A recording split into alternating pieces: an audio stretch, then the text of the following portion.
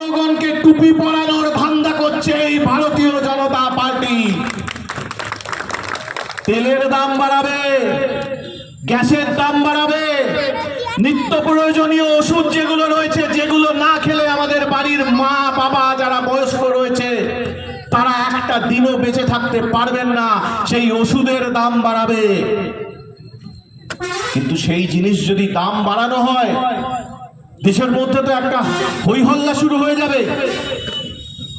দেশের মধ্যে তো বিজেপিকে প্রশ্ন করতে থাকবে সবাই, ভারতীয় জনতা পার্টিকে, নরেন্দ্র মোদীকে প্রশ্ন করতে থাকবে।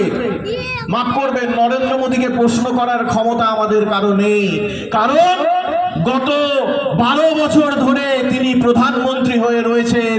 এখনো পর্যন্ত এই যে সাংবাদিক বন্ধুরা বসে রয়েছেন, একটাও সাংবাদিক সম্মেলন করার হিম্মত হয়নি এই মাননীয় 56 ইঞ্চি নরেন্দ্র মোদী। কিন্তু মানুষের মনে তো প্রশ্ন আসবে, মানুষ তো প্রশ্ন করবে, মোদীজি আপনি তো বলেছিলেন হিন্দু রাষ্ট্র গঠন করবেন,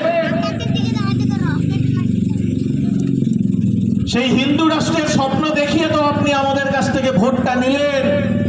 কিন্তু এই যে তেলের দামটা বেড়ে 100 টাকা পেরিয়ে গেল, এই যে গ্যাসের দামটা আবার 50 টাকা বাড়িয়ে দিলেন, আমি হিন্দু হয়ে তো আমার কোনো রকম কোনো সুবিধে হচ্ছে না। ওই যে একটা টুপি দাড়িওয়ালা মুসলিম, তাকেও গ্যাসটা যে 950 টাকায় কিনতে হচ্ছে। আমি হিন্দু হয়ে আপনাকে ভারতীয় জনতা পার্টিকে ভোট দেওয়ার পরেও আমাকে তো সেই 950 টাকায় গ্যাসটা কিনতে হচ্ছে। তাহলে আমার সুবিধেটা কি হলো? এই প্রশ্নগুলো থেকে তো বাঁচতে হবে, প্রশ্নগুলোকে তো এড়াতে হবে, মানুষের নজরটাকে তো ঘোরাতে হবে।